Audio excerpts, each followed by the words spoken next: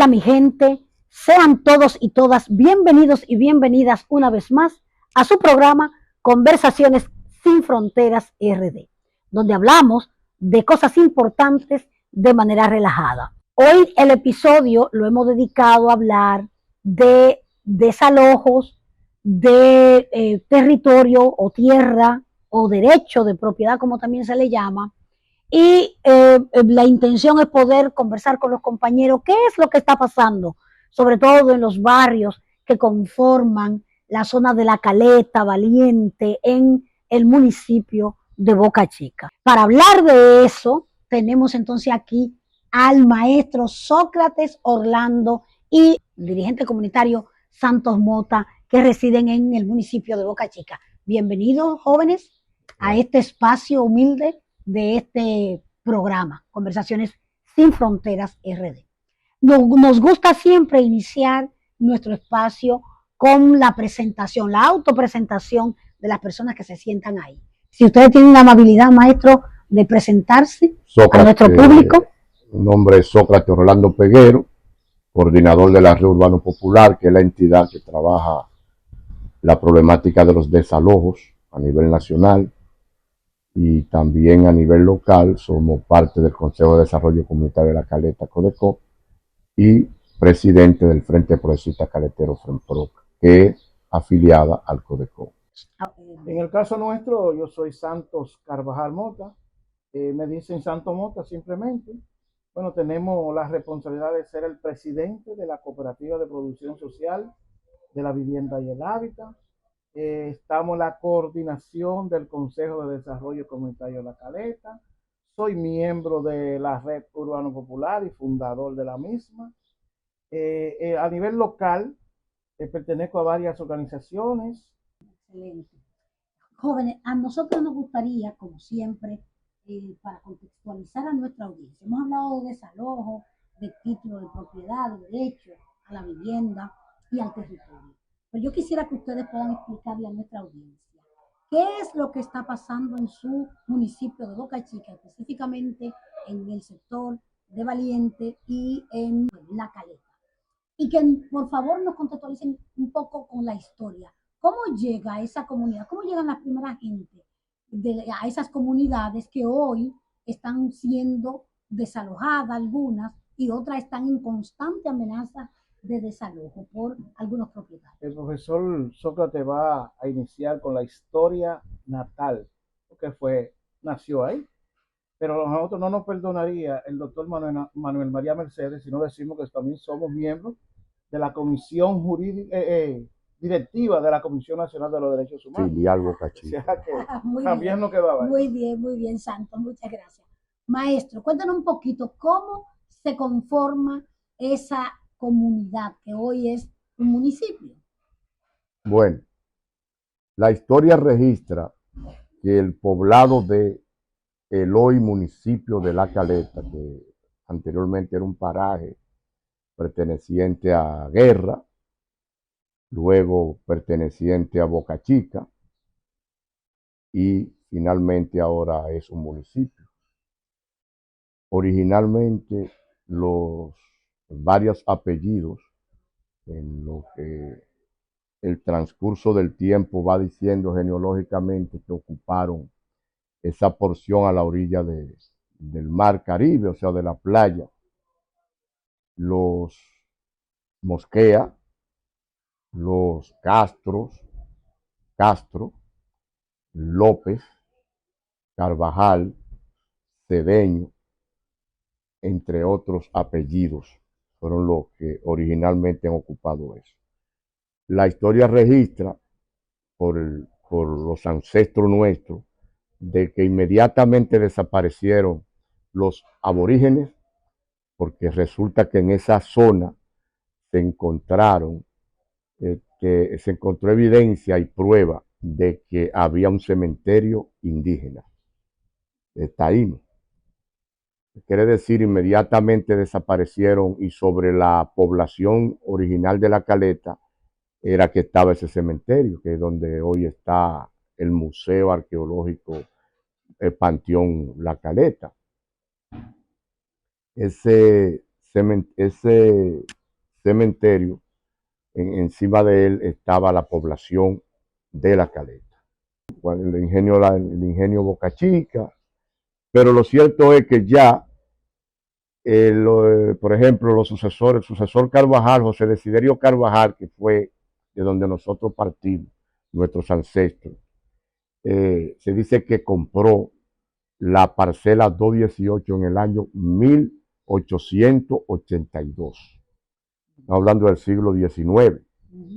Quiere decir que partiendo de allí ya había existencia nuestra en lo que hoy es la zona de la costera de la playa, el primer Eso poblado. vienen siendo como los abuelos. Los José abuelos Desiderio, claro, porque y bisabuelos. él era, José Desiderio Carvajal era abuelo de mi abuela materna. Okay. Se establecieron dos poblados. Un poblado en lo que hoy está en el aeropuerto de La Caleta, se quedó una parte ahí, y otra parte se alojó en lo que hoy es el Parque Submarino La Caleta. O sea que fueron dos asentamientos. Ahí estaban establecidos. En la parte del aeropuerto el lugar se llamaba Mancha Nueva. Y en el de aquí abajo La Caleta.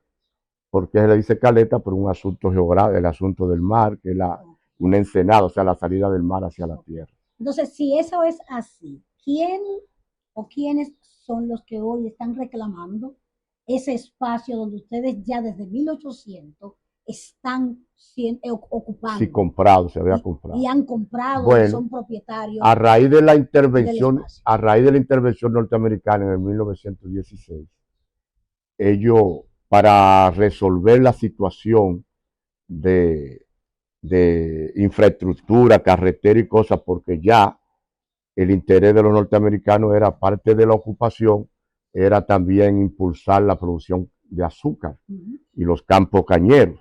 Entonces se necesitaba espacio. Ellos deciden traer un modelo de inmobiliario que fue el modelo de Australia. El sistema Torrens.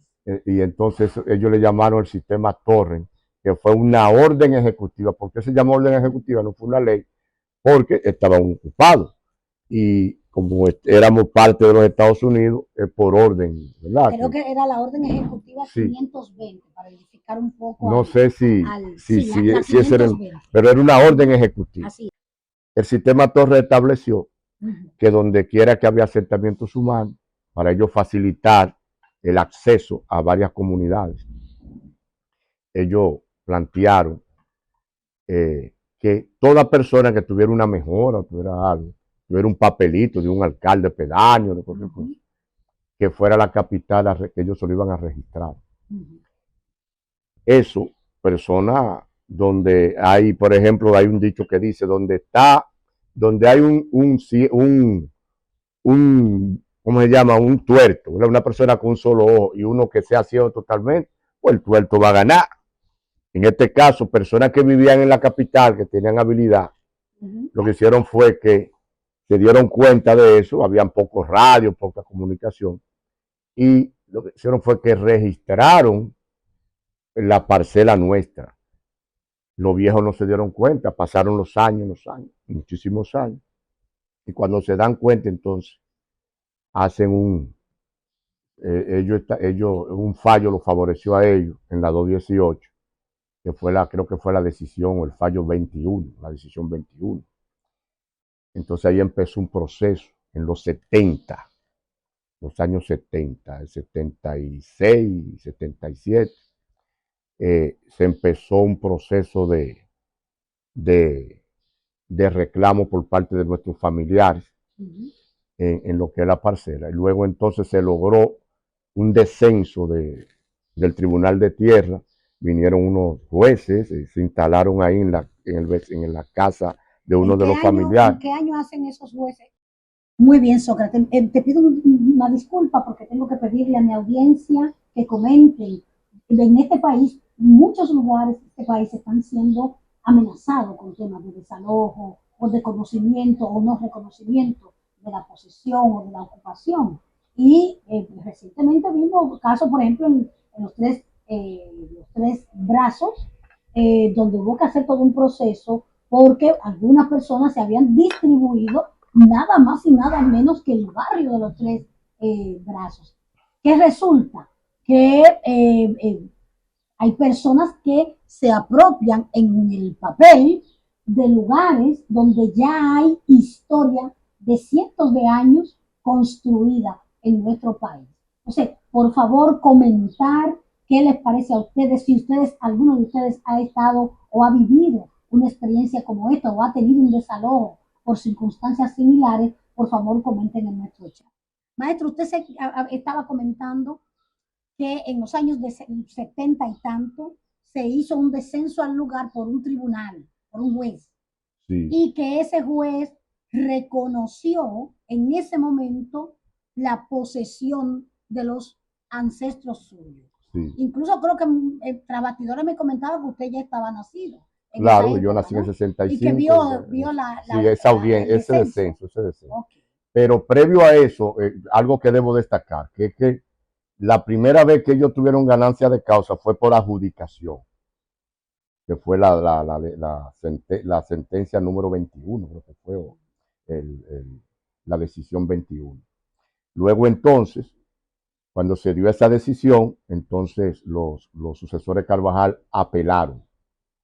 Y en esa apelación fue que se dio el descenso. El tribunal se hizo las indagatorias del lugar y, y se dio años después, 1 o 2 años, no sé cuándo fue que salió la sentencia, pero sí, entonces se evacuó, eso es lo que dicen los abogados, la sentencia número 26 a favor de los sucesores de Carvajal, anulando el título de los sucesores de los Cuesta. Tenemos también un plano de 1904, está sentado 18, tenemos una superposición del 1954, lo que fue 1915 o algo así, yo lo tengo ahí, o el 1954, que es donde ratifica que sigue siendo los sucesores de Carvajal. Entonces, ellos emitieron cuando se dio la primera el registro inmobiliario en el 47, la 1542 que Mota mencionó ahorita. La 1542, entonces, ellos sacaron un título, un primer título de la 218, por adjudicación se lo dieron. En el 1949, un plano, pero ya recuerdo que ya les dije que nosotros teníamos un plano de 1950, de 1904. Todo eso se da en desconocimiento de lo que ya ustedes tenían. Sí, exacto, como paralelo a ese proceso que nosotros ya teníamos. Entonces ellos procedieron, cuando tenían la decisión 21, al subdividir la parcela en A y B. La parte A se la vendieron a José Antonio Jiménez Álvarez y la parte B se la distribuyeron a las hijas de los sucesores Cuesta. Okay. Entonces, hoy los reclamantes de la parte B son los sucesores también, pero de la familia Cuesta, son los que reclaman la parte B, la parcela 218B, okay. 218B que está enclavada en Monte Alegre. Okay. Entonces, ¿qué? El sector Monte Alegre. Para edificar. Entonces tenemos una parcela 218B, que es donde se encuentra, ¿qué comunidad? No, A y B están ahí en Monte Alegre, en el sector Monte Alegre. De la Caleta. De la Caleta. Okay. Que es el centro prácticamente del pueblo originario. Okay. Santo Mota, en el caso de ustedes, que están al lado de la Caleta, que es el sector Valiente, usted decía ahorita que ya son un municipio. ¿Cuál es la realidad que viven ustedes? ¿Es exactamente el mismo problema? Respecto al público, el municipio de La Caleta, anteriormente distrito municipal, primero era la sección de Boca Chica, nosotros estamos desde la zona franca de las Américas hasta aproximadamente la entrada al megapuerto, que queda alrededor del ITRA, o el parque cibernético, Mar Caribe, que es la autopista de las Américas, y en la parte norte está la carretera media. Todavía hacia allá hay algunos terrenos vacíos que todavía falta por poblado. Pero exactamente, continuando el historial, el compañero Sócrates habló prácticamente de la capital de La Caleta, porque ellos vivían donde hoy se llama Parque Nacional Submarino La Caleta, y de ahí lo trasladaron hacia Monte Adentro. El aeropuerto. Porque sí, del desalojo del de aeropuerto. dos lugares. Cuando identificaron el aeropuerto. Exactamente. Dos lugares. Y le decían, y dice la historia, que le decían, no, tíralo para allá, para Monte Adentro. Y yo se quedaba así en Monte Adentro porque era un monte. Sí, ahí era. Era un monte, exactamente. Sí, porque esa era la parte donde hacían los conucos. Entonces, fruto de la falta. Es muy frecuente que le pongan nombre a los lugares de esa manera. Fruto de la falta de planificación que ha habido en el país y el déficit de vivienda, la carestía también, pues lo que son hoy 16 barrios que componen lo que se llama La Caleta, que es el municipio, que hay mucha gente que no le gusta decir, no, yo no vivo en La Caleta, sí, pero el barrio pertenece a La Caleta, que es el municipio, para que nos pongamos en contexto. Son 16 barrios aproximadamente que se han enclavado de una forma u otra. Primero, mucha gente, cuando se hizo el Faro a Colón, fueron trasladados hacia allá. Y mucha gente, cuando esas avenidas que se han hecho, la avenida perimetral y todo eso, también mucha gente han llegado allá. Y mucha gente de los campos, que naturalmente han tenido pedacitos de tierra y no han podido subsistir, o los grandes jerarcas le han comprado, o además no han tenido facilidad para que la familia, los hijos puedan estudiar, se han trasladado a los alrededores de la capital, no solamente allá, pero esa es la realidad nuestra. En fin. Esa es la realidad prácticamente de todo el país. Exactamente. Hablando de nosotros, aparte de que la adjudicación que se le han hecho a los Cuestas y todo eso en la parte de Monte Adentro, allá la complejidad es grande, muy grande, porque han habido muchos negociantes y muchas compañías y muchos particulares que se han adjudicado las tierras desde los años 70 y pico, que fue cuando ahí que comenzó la llamada repartición hereditaria de la familia de José Antonio Jiménez Álvarez, que es la parcela 210, que es la más grande. Pero también hay otras, que está la 213, está la 196 que allá en el Paredón, está el barrio Santa Lucía, que hay como 5 propietarios o reclamantes, ese es a la orilla de la avenida y a la orilla del aeropuerto. Y otras parcelas que son más pequeñas, pero es la realidad. Hay 8 compañías, fruto de la adjudicación de los herederos, que se han convertido en la gran problemática. Y la gente pregunta, pero ¿y por qué me desalojan ahora a mí? ¿Y por qué tú vienes ahora? Le dicen a reclamarme a mí que yo tengo más de 50 años. Lo que pasa es que las compañías se adjudicaron toda esa tierra a partir de los años 70. Casi nadie creía que La Caleta hoy iba a tener ese gran desarrollo. Tenemos la avenida Samaná, la avenida Ecológica y la avenida de las Américas, con la gran remodelación de la Marginal. Pero allá entonces tenemos esos grandes complejos, está el Parque Cibernético, está el ITRA, está el complejo de la Villa Panamericana, que eso se ha convertido en lo que viven los más encumbrados ahí, pero también tenemos el aeropuerto, uno de los principales del país, y tenemos a Es Andrés, tenemos el megapuerto, en fin, tenemos nosotros como el triángulo de oro, y por eso está tan codiciado. Y como los títulos dicen que no prescriben, según la ley, pues aunque usted lo haya adjudicado en el 70 y usted no haya reclamado, ese título está ahí. Y a la hora en punto de reclamar, pues no importa los años que usted tenga. Yo tengo mi título y yo le reclamo a usted que abandone, porque ese es mi título. Entonces, hemos tenido un proceso de lucha muy fuerte. Allá había 1.094.000 metros cuadrados que quedaba del Estado. Y se inventaron que no es Ramón Burgos, que hoy es director del CEA y Bienes Nacionales. Es otro Ramón Burgos, que está encumbrado ahí con Riviera del Caribe. Se inventó la llamada Zona Franca del Caribe.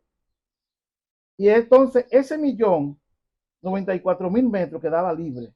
Ahí los campesinos del Mamón, que son las comunidades que están alrededor, y del Toro, y todo el área del mismo Monte Adentro todavía, habían gente que tenían los conucos y los quemaderos para subsistir de carbón. Hey. ¿Qué hizo la llamada Zona Franca del Caribe? Reformuló o reformó la 204, que era donde está la Ribera del Caribe, y se adjudicaron ese 1.094.000 metros. Como duraron un año y nadie les reclamó, se la adjudicaron. Y ahí desalojaron. Cuando usted dice adjudicar, Santos, porque ellos de manera automática no se van a hacer un título de propiedad. Pasa por un proceso ante el Estado Dominicano, ante Un las año, autoridades del Estado Dominicano. Estoy hablando en este caso del Tribunal Superior de Tierra y el Registro Inmobiliario. Entonces, y se supone que se agota un proceso de hacer deslinde, de ir al lugar, hacer un descenso, como decía el profesor Orlando. ¿Qué es lo que ha pasado? Que estas personas se han saltado todo esto y hoy tienen un título de propiedad de un espacio que ya hace cientos de años tiene la posesión de otras personas. ¿Qué es lo que se da ahí en Bueno, en ese puntito? el tiempo es el enemigo número uno en esta cuestión.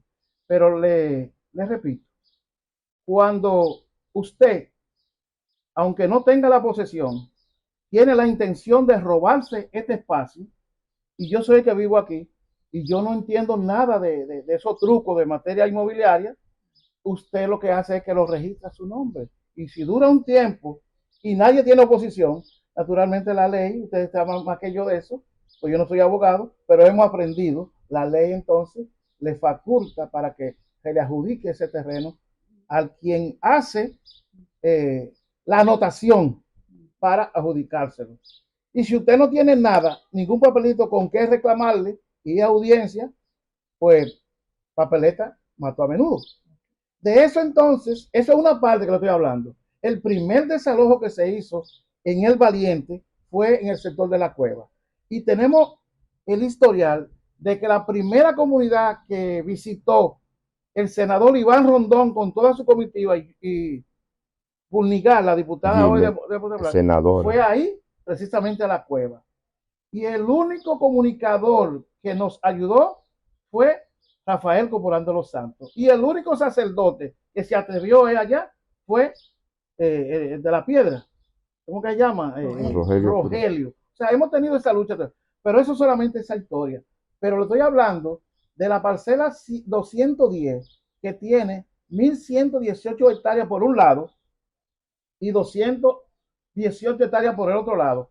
Calcúlelo que una hectárea son 10.000 metros. Calcúlelo por 1.000 y pico, ¿a cuánto llegaría? Y esa es la parcela que tiene más problemas en todo el área. Entonces, todavía hoy le están sacando títulos a todos o a la gran mayoría de los solares que se adjudicaron la familia Jiménez.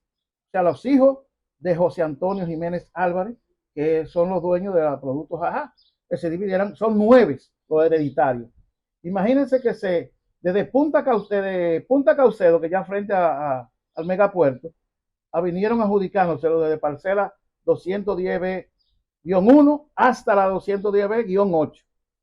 Y aparte que la familia Contín Curiel, se adjudicó la parte desde próximo al peaje hasta colindar con la 210B arriba, que le llaman la parte de los chivos, que tiene 26 solares de 1.000 y pico de metros.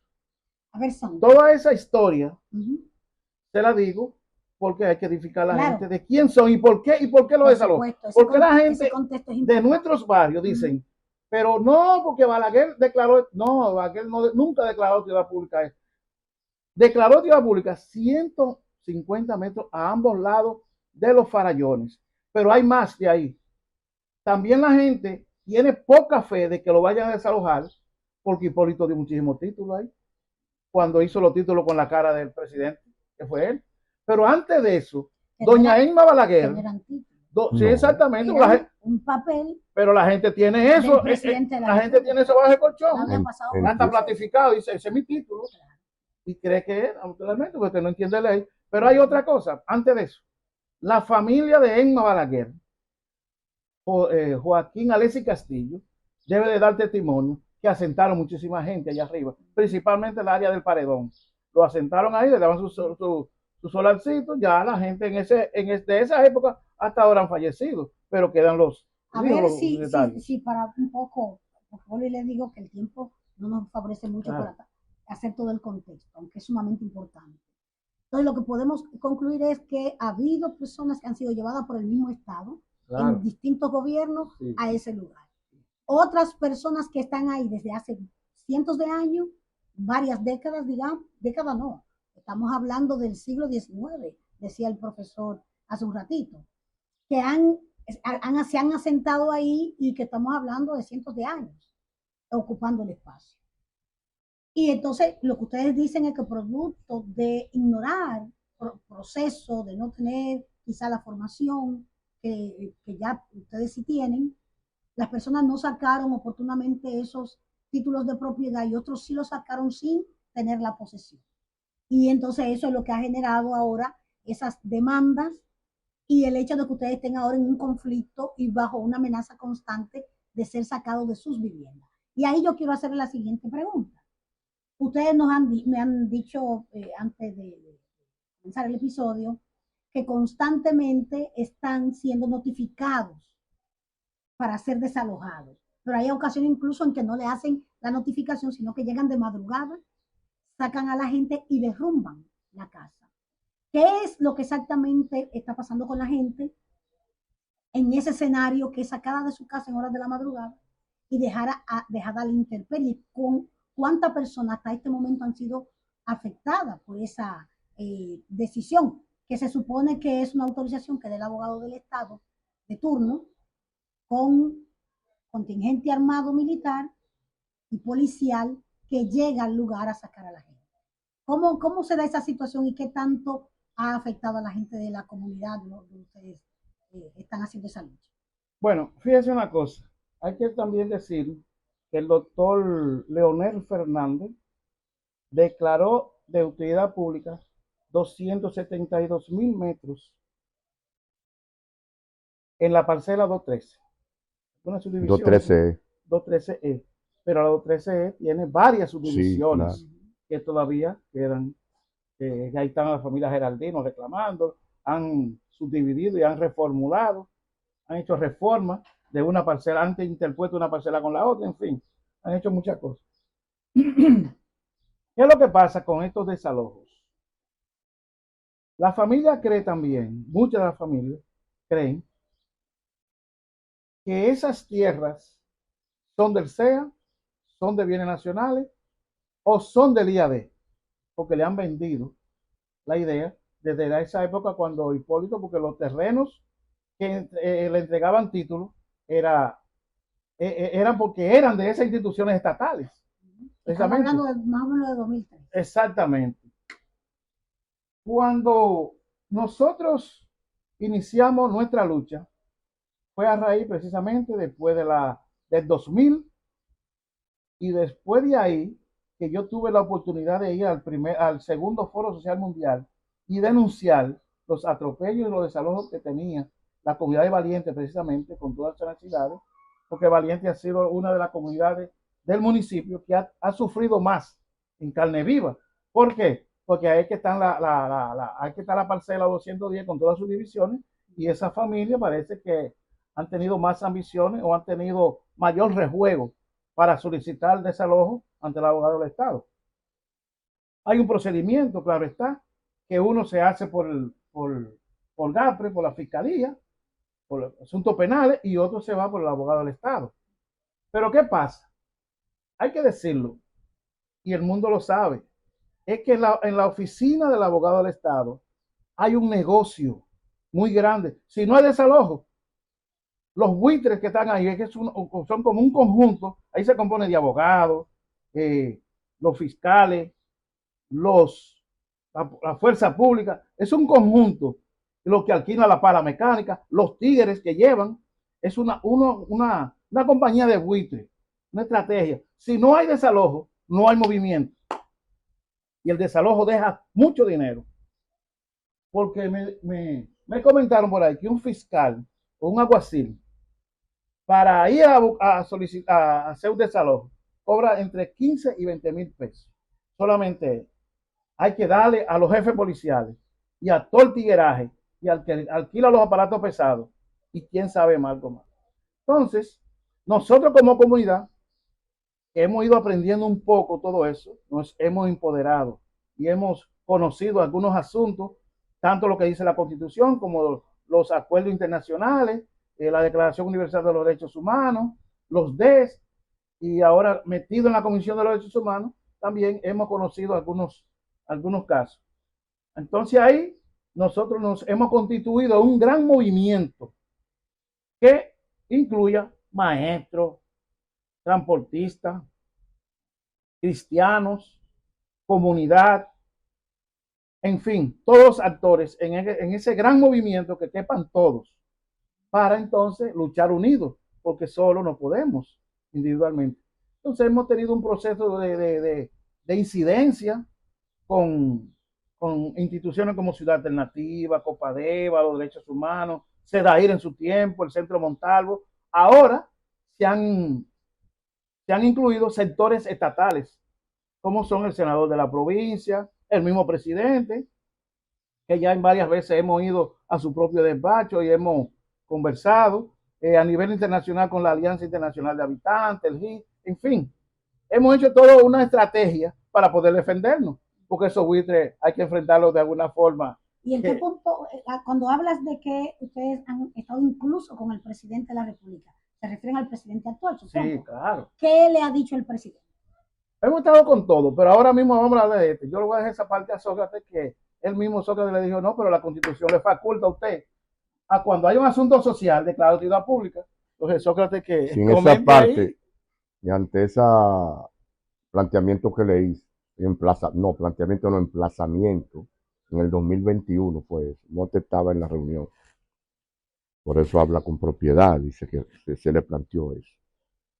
Él nos pidió que le lleváramos un borrador para la elaboración de un decreto que frenara los desalojos o para empezar un proceso de un proyecto de ley.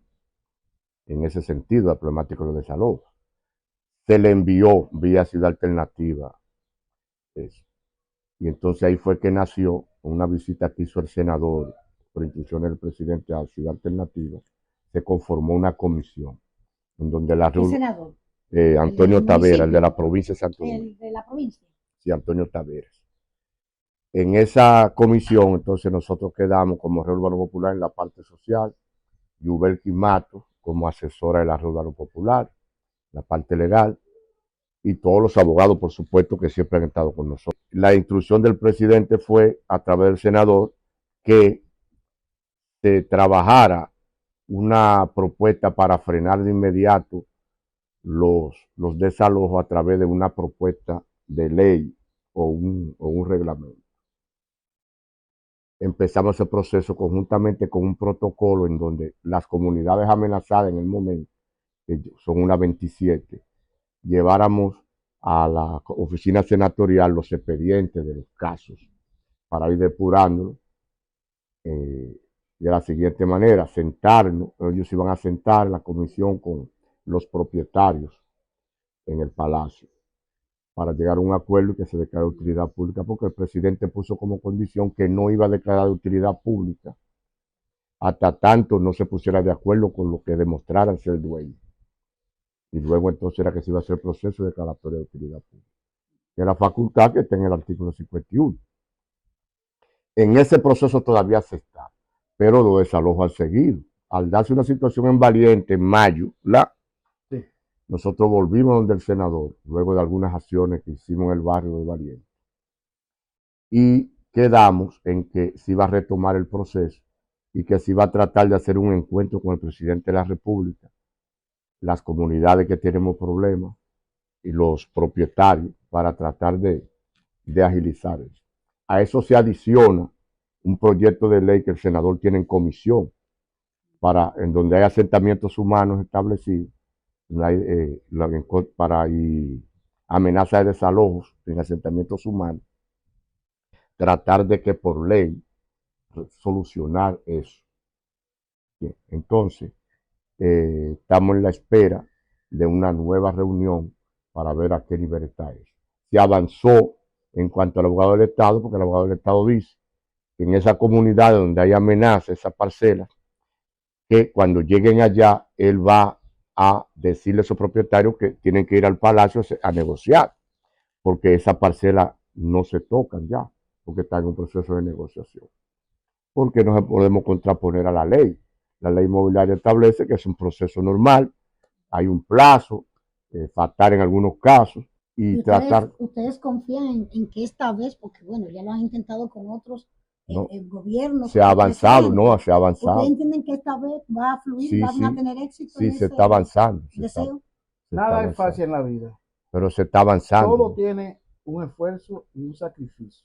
El sacrificio de nosotros estamos ahora es concientizando a la población para que luche y conozca sus derechos. Y incidencia también a nivel de autoridades y opinión pública. Ayer precisamente realizamos un gran encuentro con la comunidad cristiana, donde ahí llovió, pero gracias a Dios que fueron casi 100 pastores y representantes de iglesia y dirigentes comunitarios. Ahí le explicamos la situación en que estamos viviendo y que no se confundan de decir que le digan que esos terrenos son del Estado y que nunca van. No, todos tenemos problemas, porque todos los terrenos que estamos habitando, algún propietario tiene, según la investigación. Son privados O todos. sea que son privados. Ahí no hay 1 metro de terreno del Estado para que todo el mundo esté ojo visor. Aunque usted tenga 50 o 70 años en ese solar o en esa vivienda que nunca le ha reclamado, ese solar no es suyo porque alguien ya lo tiene registrado.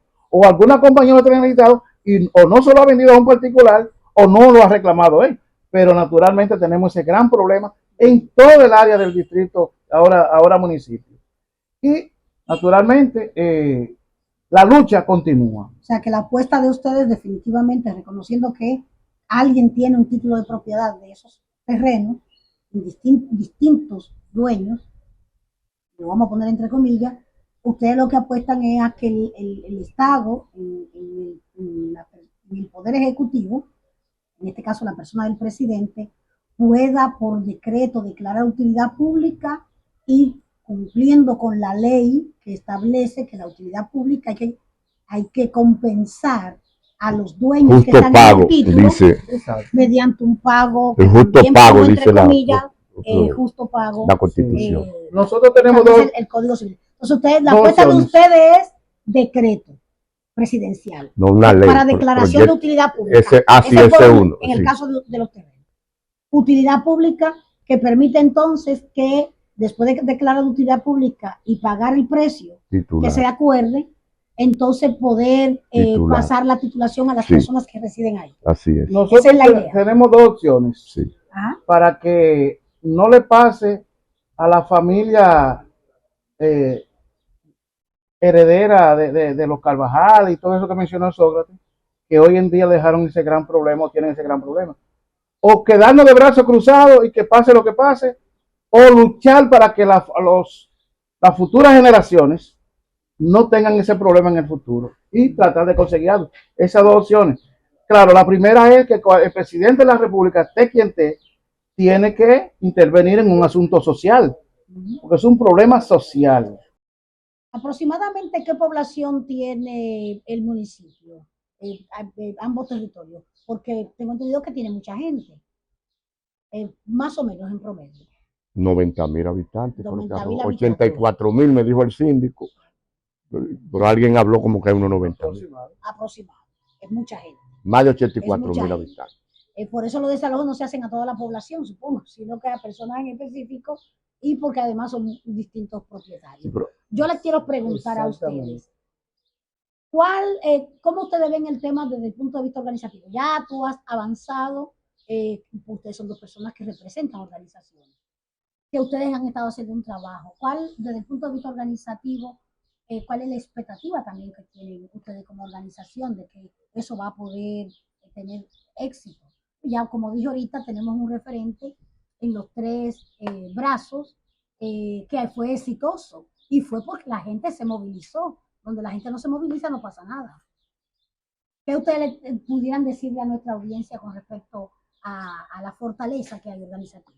Simota mencionó, pero antes de eso decir, dentro de la estructura del CODECO, del Consejo de Desarrollo Comunitario de Caleta, existe la figura de las comisiones. Y dentro de esa comisión está la de tenencia de suelo, que es la que nosotros dirigimos como parte del CODECO.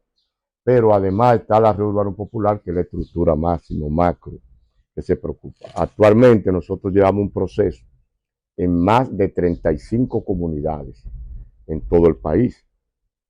Y cada año llevamos la misma propuesta al presidente de que declare utilidad pública esas comunidades para que no haya problemas de salud. Está la comisión de la Red Urbano Popular, es parte de la comisión de la provincia de Santo Domingo, donde está el senador, está Ciudad Alternativa y estamos nosotros en la parte social, que estamos impulsando una propuesta de ley que frene los desalojos forzosos en asentamientos humanos establecidos. Previo pago justo a quienes demuestren, claro está, que es dueño de eso.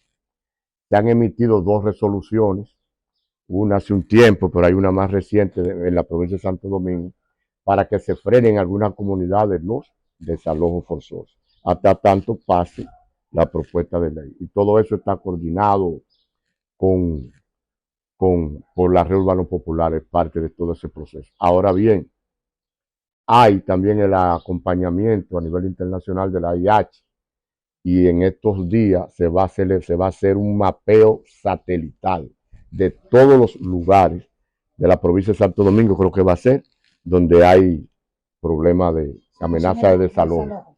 Pero Mota hablaba, que es lo fundamental, que ayer ratificamos el surgimiento de un movimiento municipal que está trabajando, que aglutina todos los sectores del municipio de La Caleta con relación a la problemática de los desalojos, y tiene como función, en una rueda de prensa, vamos a dar a conocer en los próximos días, una gran marcha que haremos contra los desalojos y por titulación, el último miércoles de agosto a las 3 de la tarde, partiendo de Litra, aunque hay o 2 propuestas, pero la original fue saliendo de Litra hasta El Valiente, hasta el lugar donde desalojaron 3 familias.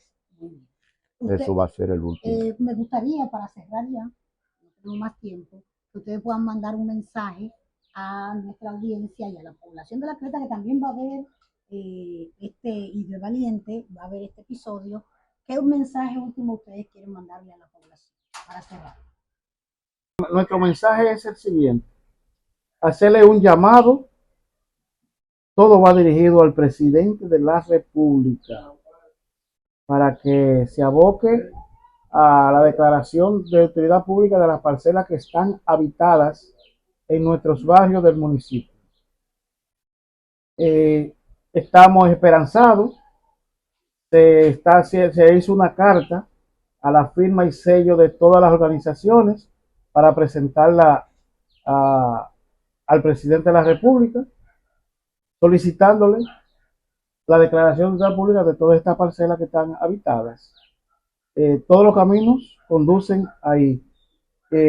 Solicitarle a todas las organizaciones la gran unidad para seguir luchando contra esos odiosos desalojos que se producen en nuestro municipio. Bueno, muchísimas gracias, maestro Sócrates. Muchísimas gracias, Santos Mota, por estar aquí y compartir con nuestra audiencia. A ustedes, recordarle, comentar en nuestro chat si tienen alguna situación de desalojo, si la han vivido en algún momento, si conocen de alguna situación, comentar qué opinan sobre esta situación que nos han planteado los compañeros Sócrates y Santos Mota con respecto a la situación que están viviendo en el municipio de La Caleta, en el municipio de Valiente. También recordarles que si este episodio les ha gustado, que le den me gusta, que compartan con sus redes sociales para que más personas puedan llegarle este mensaje, darle a la campana de notificación para que reciban todos nuestros episodios, y quienes se conectan por primera vez, suscribirse para que formen parte de esta gran comunidad. A ustedes muchas gracias y nos vemos en el próximo episodio. Sí.